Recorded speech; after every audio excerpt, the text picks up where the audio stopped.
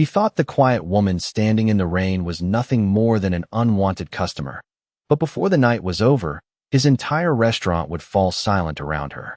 Rainwater slid slowly down the massive glass windows of Maison Rivière, one of Manhattan's most exclusive Michelin-star restaurants, while black luxury sedans lined the curb beneath glowing gold lights.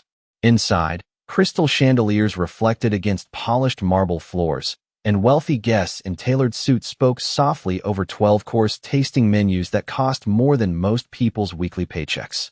The restaurant smelled of truffle butter, red wine reduction, and warm sourdough fresh from the oven. Every movement inside the dining room felt rehearsed, controlled, elegant. Then the front door opened, and the atmosphere shifted almost instantly. A woman in her late 60s stepped quietly inside, holding a folded umbrella beneath a faded gray coat damp from the storm. Her shoes were simple leather flats, slightly worn at the edges. Silver strands of hair rested softly against her cheeks, and a knitted cream sweater showed beneath her coat sleeve. She did not look wealthy. She did not look important. And in a place like Maison Rivière, that was enough for people to decide who she was before she even spoke. The young hostess glanced at her once, then forced a polite smile that barely concealed her discomfort. "Ma'am, reservations are usually booked months in advance," she said carefully. The woman nodded gently. "I understand. I only asked if there might be a small table available tonight." Nearby guests pretended not to stare, but their eyes drifted toward her all the same. A man sipping Bordeaux near the entrance slowly lowered his glass. Another woman whispered something behind her napkin. The hostess tapped nervously at the reservation screen before shaking her head. "I'm sorry. We're completely full." The older woman smiled softly. "That's all right." She turned slightly toward the rain outside, prepared to leave without argument, without embarrassment, without demanding anything from anyone. But before she could reach the door, a sharp voice echoed from the open kitchen across the dining room. "What's going on up there?" Heads turned instantly. Chef Daniel Laurent emerged from the kitchen pass wearing a pristine white chef coat stitched with his name in dark navy thread. At 46 years old, Daniel was one of the most celebrated chefs in New York fine dining. Food magazines called him ruthless. Critics called him brilliant. His staff simply feared him. The kitchen behind him moved like a machine built around his temper. He approached the entrance slowly, wiping his hands with a folded towel, eyes immediately settling on the older woman. For half a second, he simply stared. Then came the faint smirk. "We have guests waiting 45 minutes for tables," he said loudly enough for nearby diners to hear. "And somehow we're entertaining walk-ins during Saturday dinner service?" The hostess straightened nervously. "She was just leaving, chef." The woman remained calm. "I apologize for interrupting your evening." Daniel looked her up and down again. There was something almost dismissive in the way he studied her coat, her shoes, the umbrella still dripping onto the marble floor. "You know," he said, crossing his arms, "people see television cooking shows and suddenly think restaurants are community centers." A few nervous laughs spread through the dining room. The woman said nothing. Daniel continued, his voice smooth but cruel beneath the surface. "This kitchen earns its reputation every night. Precision, discipline, standards." He gestured toward the glowing dining room behind him. "Not everybody belongs in places like this." The room grew quieter. Even the clinking silverware seemed softer now. Yet the woman's expression never changed. Her eyes remained steady, almost thoughtful, as though she had heard harsher things long ago and decided they no longer deserved space inside her heart. Daniel noticed her silence and mistook it for weakness. That was his first mistake. "Tell me something," he said with a dry laugh. "Do you even cook?" A couple seated nearby exchanged uncomfortable looks. One waiter froze mid-step, holding a tray of wine glasses. The older woman answered honestly. "Sometimes." Daniel smirked wider. "Sometimes," he repeated, the word like a joke. Then he glanced back toward the kitchen, where flames jumped beneath copper pans and exhausted cooks rushed through tickets stacking endlessly across the line. Suddenly, something cruel sparked behind his eyes. "An idea. Actually," he said slowly, loud enough for both the dining room and kitchen staff to hear. "Maybe tonight's your lucky night." The room stilled completely. "If you think cooking is simple," Daniel continued, "why don't you step into my kitchen and prove it?" Several cooks immediately looked up from the line. A few grinned. One young sous chef nearly laughed out loud. The hostess looked horrified, but Daniel kept going. We're in the middle of service. One empty station. One chance. He leaned slightly closer. Unless, of course, you'd rather admit this place is beyond you. Silence spread across the restaurant like slow-moving smoke. Rain tapped softly against the windows. Somewhere deep in the kitchen, a burner hissed beneath boiling stock. The older woman looked past Daniel toward the glowing kitchen line behind him. Stainless steel counters, hanging copper pans, knife racks, steam rising beneath white lights. For the first time since entering the restaurant, something shifted faintly in her eyes. Not fear, not anger, recognition, as though she were looking at a room she had once known better than anyone else inside it. And Daniel Laurent never noticed it. For a moment, nobody moved. The rain outside continued tapping softly against the tall windows while the dining room waited to see whether the older woman would quietly walk away or finally admit she did not belong there. Chef Daniel Laurent stood with his arms crossed beside the entrance, confidence written across his face like he had already won. Several cooks leaned out from the kitchen line, grinning openly now. One waiter pulled out his phone beneath the serving tray, already expecting an embarrassing scene worth sharing later. But the woman simply looked toward the kitchen again. Steam floated beneath the bright overhead lights. Copper pans hung above the line like polished mirrors.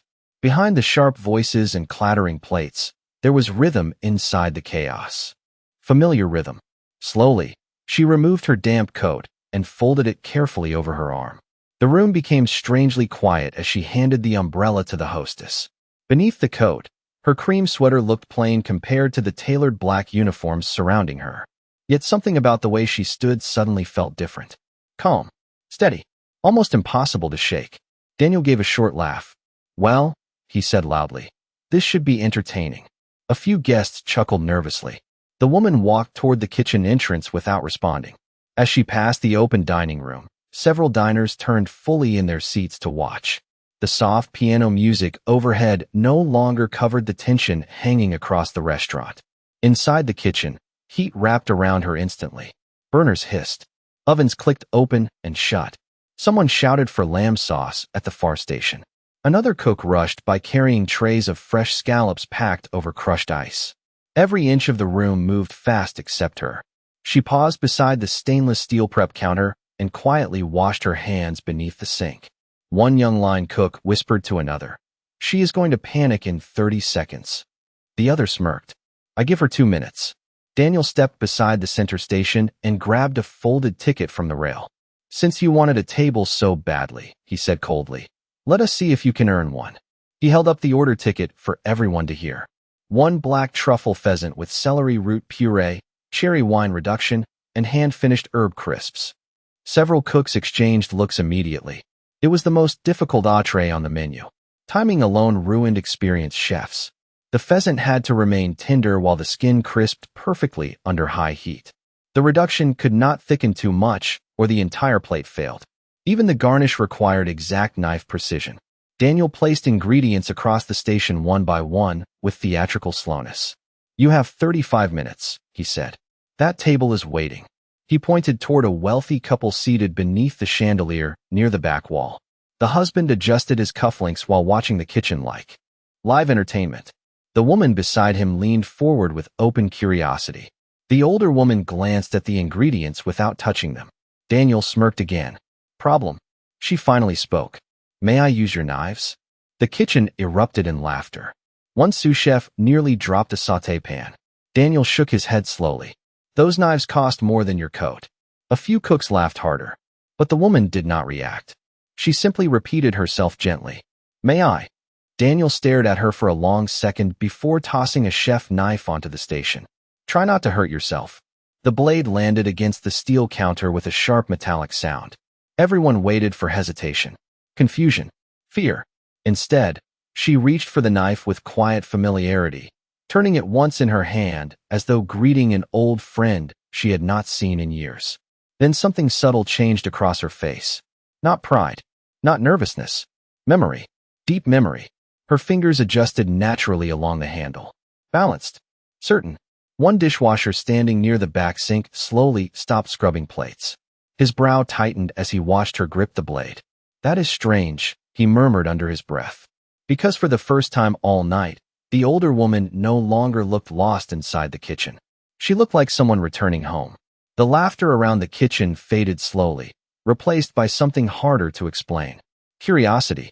The older woman stood alone at the station beneath the bright white lights while steam drifted upward around her like fog. Orders continued flying across the line. Servers rushed in and out carrying silver trays.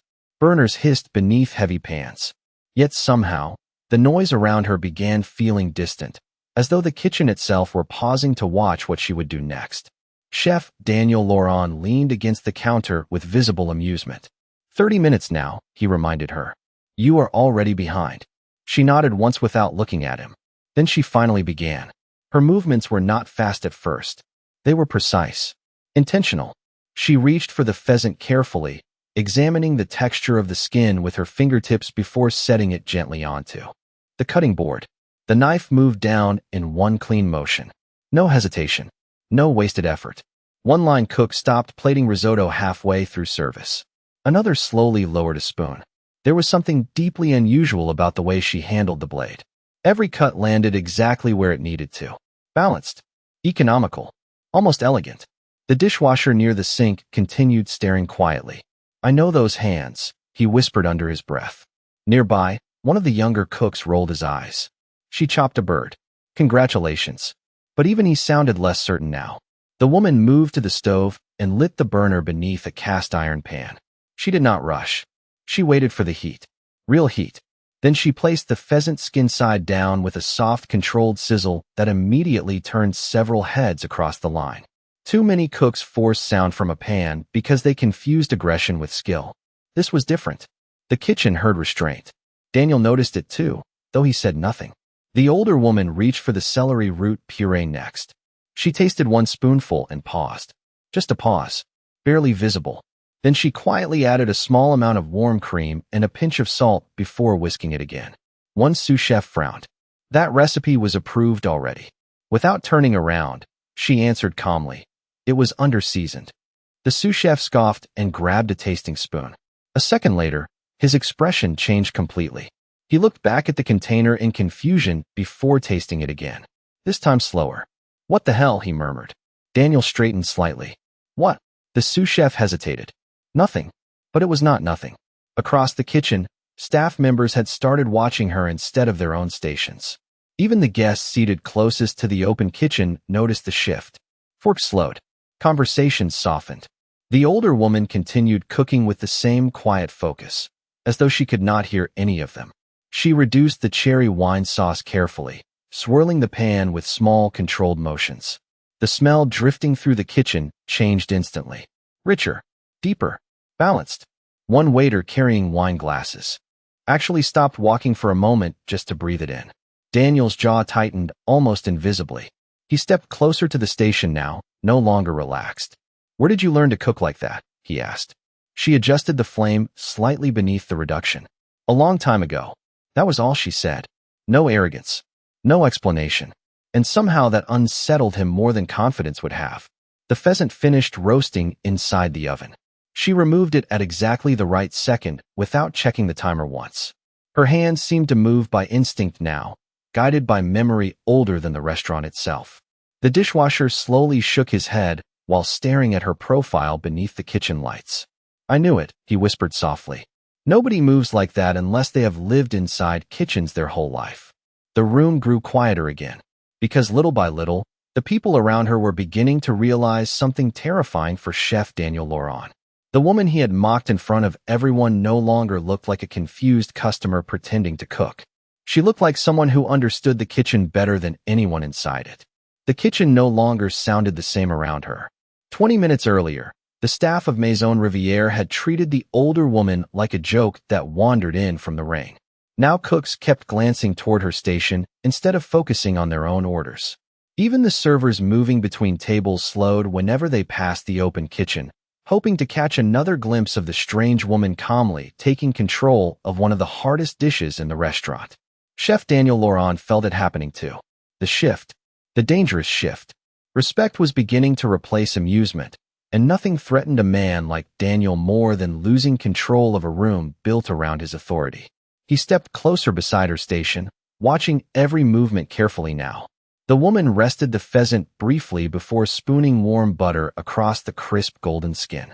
Her motions remained smooth and measured, untouched by the pressure surrounding her.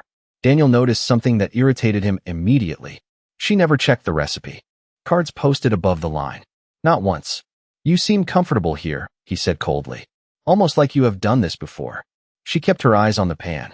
A kitchen always remembers who respects it. The answer unsettled him more than he expected. Around them, burners hissed softly beneath copper pots while the scent of cherry reduction drifted through the room. One young cook accidentally overcooked a fillet because he had stopped watching his own station entirely.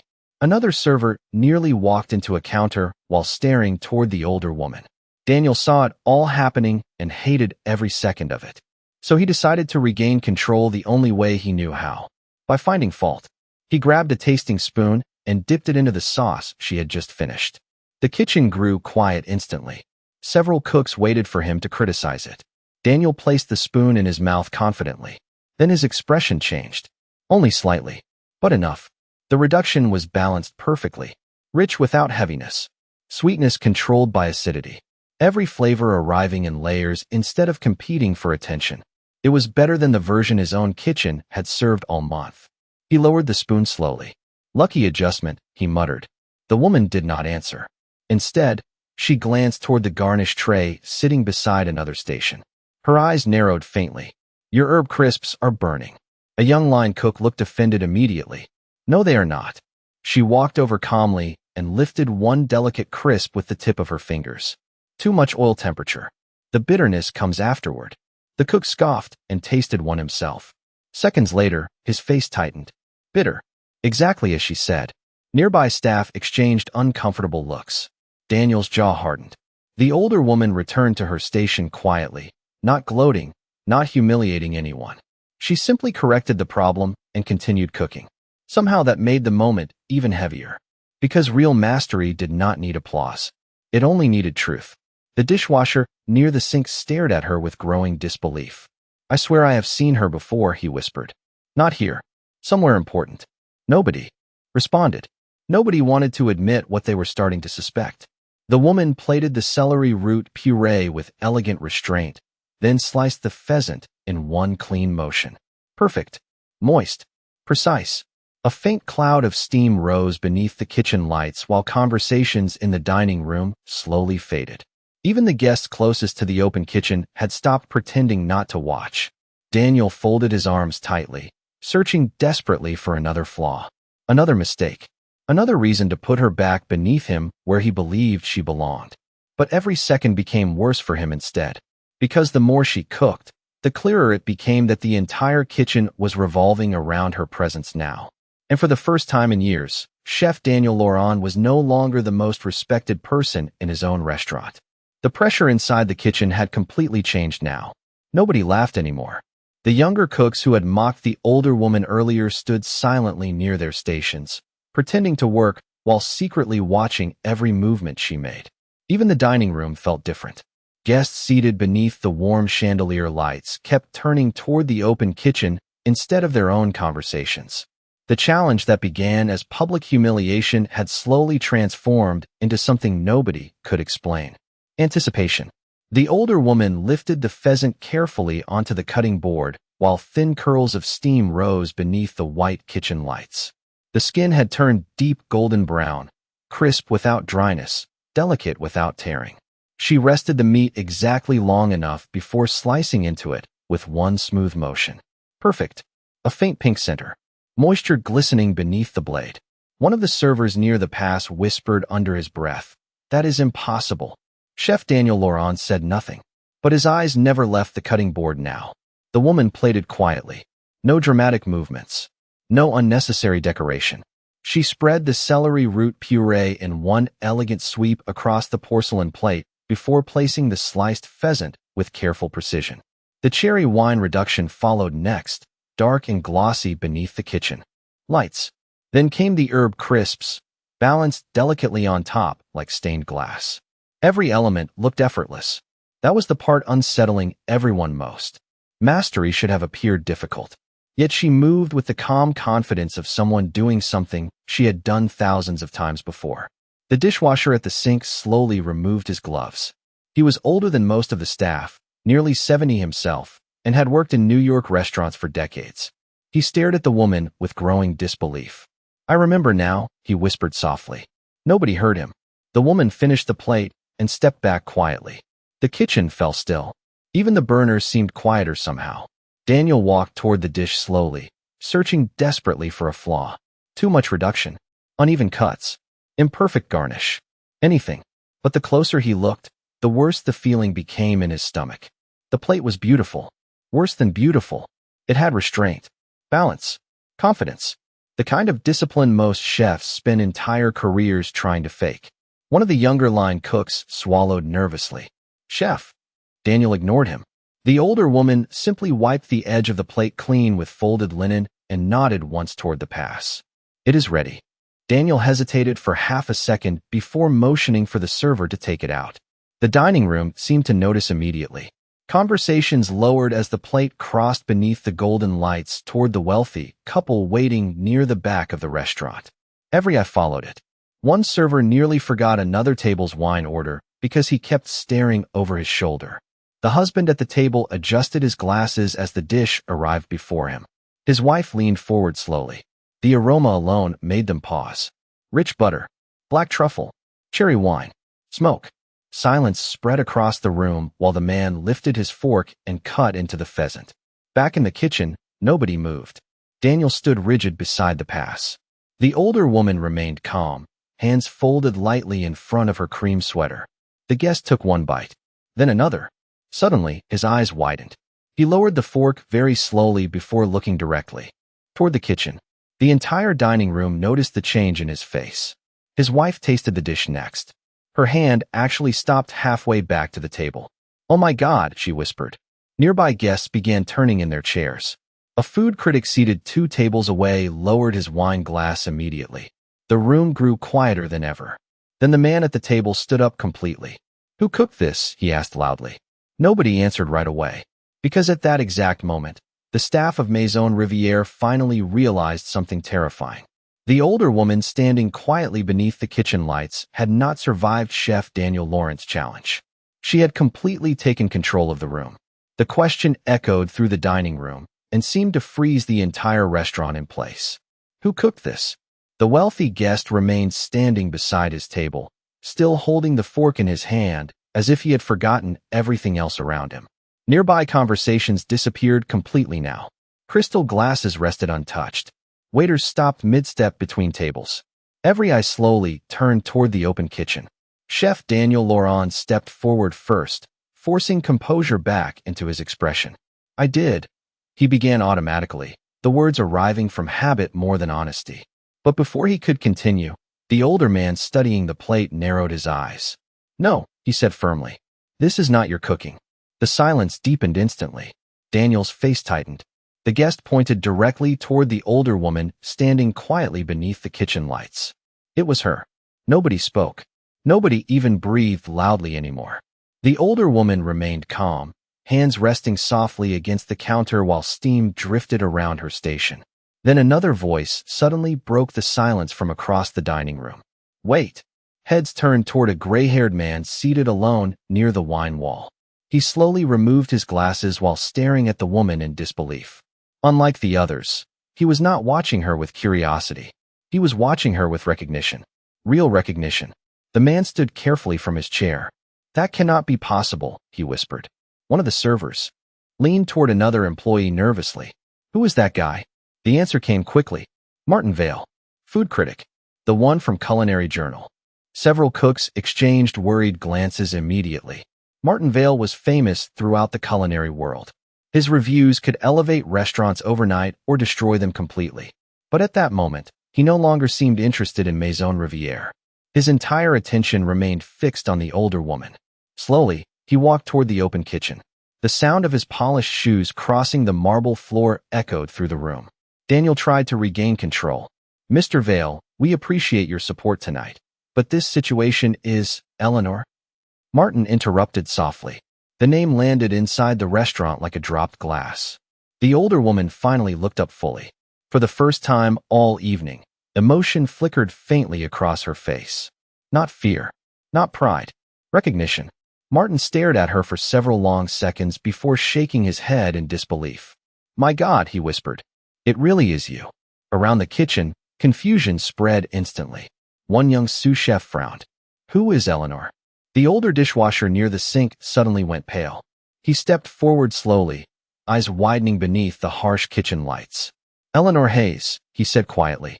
"No way." Another cook grabbed his phone immediately. Fingers moved quickly across the screen. Then came silence again. Heavy silence. The young cook looked up from the phone with his face completely drained of color. "Chef," he whispered toward Daniel. "You need to see this." Daniel snatched the phone impatiently. The screen displayed old magazine covers, award ceremonies, photographs from years earlier. One image showed a younger version of the woman standing beside 3 Michelin stars outside a famous restaurant in Paris. Another article called her one of the most influential chefs of her generation. Culinary genius. Legend. Revolutionary. The words blurred together in Daniel's mind while cold realization settled heavily into his chest. Around him, more phones appeared. Staff members searched frantically now. Whispering spread across the kitchen like wildfire. "That is her.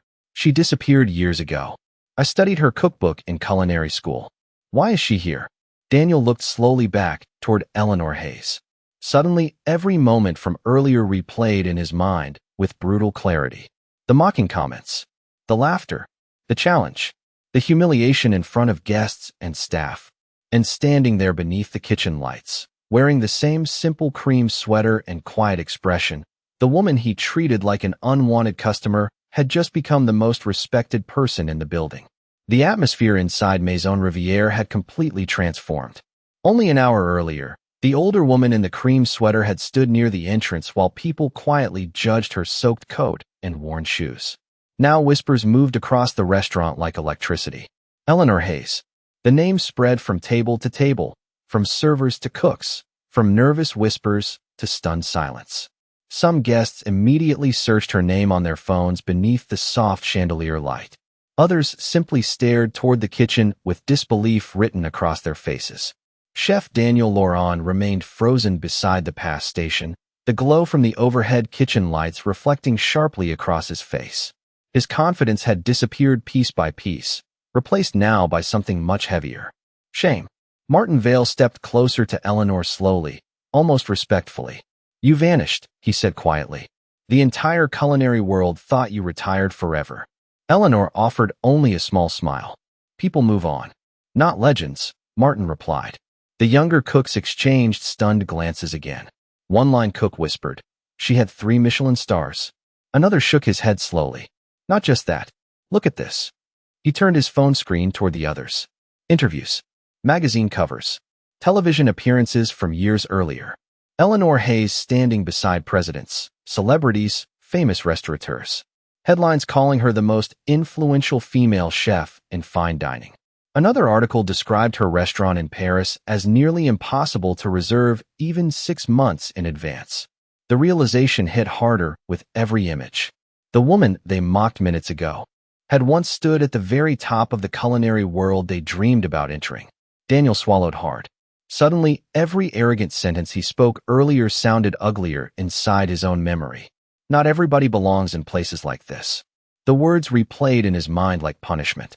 Eleanor noticed the silence around him, but said nothing. That only made it worse. Because humiliation feels different when the other person refuses to humiliate you back. One of the sous chefs stepped closer nervously. "Chef Hayes, why did you disappear?" The question settled heavily across the room. Even Martin Vale looked toward her quietly now. Eleanor rested one hand lightly against the steel counter before answering. "My husband became ill." Her voice remained calm, almost gentle. "Very ill." Nobody interrupted. For years, the restaurants, the awards, the travel, none of it mattered anymore. Her eyes lowered briefly toward the folded towel beside the station. He needed someone beside him. So I stayed home. The kitchen fell completely silent. Burners hissed softly in the background while rain continued tapping against the restaurant windows outside. Eleanor continued speaking without bitterness. After he passed away, I never returned. One of the younger cooks slowly lowered his head. Another server covered her mouth with her hand. Suddenly, the woman standing before them no longer looked like a celebrity chef hidden beneath simple clothes. She looked human, deeply human. A woman who walked away from fame to care for someone she loved. Daniel felt something twist painfully inside his chest. He had spent the entire evening judging her worth by appearance alone, while knowing absolutely nothing about her life. Martin Vale looked visibly emotional now. "You know," he said softly, "people still teach your techniques in culinary schools." Eleanor smiled faintly. "Techniques are easy to teach." She glanced around the kitchen calmly. "Humility is harder." Nobody knew how to answer that. Daniel finally stepped forward, but for the first time all night, he no longer looked powerful standing in his own kitchen. He looked smaller somehow, uncertain, human. "Chef Hayes," he said, carefully, struggling to meet her eyes. "I did not realize who you were." Eleanor looked at him quietly for a long moment. Then she answered with the simplest words anyone in the room would remember for years afterward. That was never the problem. The room went completely still again, because everyone inside Maison Rivière understood exactly what she meant. The silence inside Maison Rivière no longer felt uncomfortable. It felt heavy, honest, the kind of silence that forces people to confront themselves whether they want to or not. Chef Daniel Laurent stood motionless beneath the kitchen lights, while Eleanor Hayes returned calmly to wiping down the station she had used only minutes earlier. The contrast between them had become impossible to ignore. One carried authority through fear. The other carried respect without ever asking for it. Guests throughout the dining room continued whispering her name softly. Some looked stunned. Others looked embarrassed, as though they regretted every judgment they made the moment she walked through the front door wearing that old gray coat. Martin Vale remained near the kitchen pass, still shaking his head in disbelief. "You could open another restaurant tomorrow," he said quietly to Eleanor. "Every major investor in New York would fight for a reservation." Eleanor folded the towel neatly beside the cutting board. "I'm not interested in fighting anymore." The answer landed softly, but it carried weight through the entire room. Daniel lowered his eyes briefly. For the first time all night, he looked exhausted instead of powerful. One of the younger cooks finally stepped toward Eleanor nervously. "Chef Hayes," he said carefully, "would you ever consider teaching again?" She looked at him kindly. "Cooking is not difficult," she replied. "Most people can learn recipes." Her gaze shifted slowly across the kitchen staff. "What matters is the person standing behind the knife."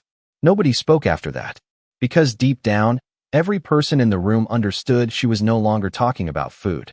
Daniel finally stepped closer, his polished shoes echoing faintly against the tile floor. The staff watched him carefully now. Earlier that evening, they would have feared his anger. But now the fear had changed direction. "Chef Hayes," he said quietly, struggling with every word, "I owe you an apology." Eleanor looked at him calmly, but did not interrupt. Daniel swallowed once before continuing. "I judged you before I knew anything about you." He glanced briefly toward the dining room, where guests still watched the scene unfold. "And I humiliated you publicly in my restaurant." The words sounded painful coming from him. Honest. Raw. Nobody in the kitchen had ever heard Chef Daniel Laurent speak like that before. Eleanor remained silent for a long moment. Then she finally stepped closer to him beneath the bright kitchen lights. "No," she said gently. "You judged me before you saw me." Daniel looked stunned. Around them, even the burners seemed quieter now. Eleanor continued calmly, never raising her voice. "A real kitchen feeds people long before it impresses them." She glanced toward the dining room, filled with crystal glasses and expensive suits. "But arrogance ruins flavor faster than salt ever could." The sentence landed across the restaurant with devastating calm. Nobody moved. Nobody even pretended to look away, because everyone understood the truth inside those words. Daniel lowered his head slightly, unable to answer. And somehow that moment changed the kitchen more than any shouting ever could have. One by one, the younger cooks began removing the nervous smirks from their faces. The servers stood straighter. Even the hostess near the entrance looked emotional now, remembering the way she almost turned Eleanor back into the rain without a second thought. Martin Vale watched the room carefully before speaking softly. "You know what the strange thing is?" he said. "Tonight might become the most important lesson this restaurant ever learns." Eleanor smiled faintly, but said nothing. She simply reached for her folded gray coat, resting near the station. The room watched her quietly now, not with judgment anymore, but respect. Genuine respect. And standing there in the center of the kitchen he once controlled completely, Chef Daniel Laurent finally understood the difference between being admired and being worthy of admiration. The rain had softened by the time Eleanor Hayes buttoned her gray coat near the entrance of Maison Rivière. Outside, Manhattan glowed beneath wet streetlights while black cars drifted slowly through the midnight traffic. Inside the restaurant, nobody seemed ready to speak at normal volume again. The dining room remained unusually quiet, as though the walls themselves were still absorbing everything that had happened. Guests who once barely noticed the older woman now watched her with something entirely different in their eyes. Respect. Real respect. Eleanor picked up her folded umbrella from the hostess stand. The young hostess looked close to tears. "Chef Hayes," she said softly, "I am so sorry for the way I treated you earlier." Eleanor smiled gently. "You treated me the way the room taught you to." The answer was kind, but it carried truth inside it. The hostess lowered her eyes quietly. Across the dining room, several guests actually stood from their tables as Eleanor prepared to leave. Not for spectacle, not for celebrity, something deeper than that. Gratitude. Martin Vale placed one hand over his chest respectfully. "The industry missed you," he said. Eleanor paused near the doorway. "No," she replied softly. "The industry simply kept moving." Then she smiled faintly. "That is what kitchens do." Near the pass station, the younger cooks stood shoulder to shoulder watching her. Earlier that evening, they laughed when Chef Daniel Laurent mocked her in front of everyone. Now none of them could even meet her eyes for long. The dishwasher who first recognized her slowly stepped forward holding a worn copy of an old culinary magazine from his locker. The cover showed a younger Eleanor standing proudly in a white chef coat beside a Paris kitchen years ago. "I kept this for 20 years, he admitted quietly. Eleanor looked surprised for the first time all night. The old man smiled softly. "Your restaurant inspired me to keep working after my wife died." For a moment, neither of them spoke. Then Eleanor reached out gently and touched his hand. "Then we both survived something difficult," she said. The old dishwasher nodded slowly, eyes shining beneath the kitchen lights. Behind them, Chef Daniel Laurent remained standing alone near the station where Eleanor had cooked earlier. The plate she created was gone now, carried away into memory like everything else that mattered. But the silence she left behind still surrounded him. One of the younger sous chefs approached carefully. "Chef." Daniel looked up slowly. "What?" The young man hesitated before speaking. "What happens tomorrow?" Daniel glanced toward the entrance where Eleanor stood preparing to leave. "Tomorrow," he said quietly, "we learn how to deserve the jackets we wear." It was the first honest thing many of them had ever heard him say. Eleanor opened the restaurant door. Cool night air drifted inside immediately, carrying the smell of rain and city pavement. Before stepping outside, she turned back one final time. The entire kitchen staff stood watching her now. Nobody laughed. Nobody whispered. Nobody judged the old gray coat anymore. Because greatness had stood among them all night wearing simplicity, and most of them had been too arrogant to recognize it. Eleanor gave a small nod, then disappeared into the rainy Manhattan street beneath the glow of distant traffic lights. Inside Maison Rivière, nobody moved for several long seconds after the door closed. The kitchen remained completely silent except for the soft hiss of burners still warming empty pans. And somewhere deep inside that restaurant, beneath the polished marble and expensive wine and Michelin stars, a lesson finally settled into every heart in the room. The most dangerous mistake a person can make is believing dignity belongs only to those who look important. Because sometimes the quietest person in the room is the one who once changed the world. And that night, long after Eleanor Hayes disappeared into the rain, the kitchen never sounded the same again.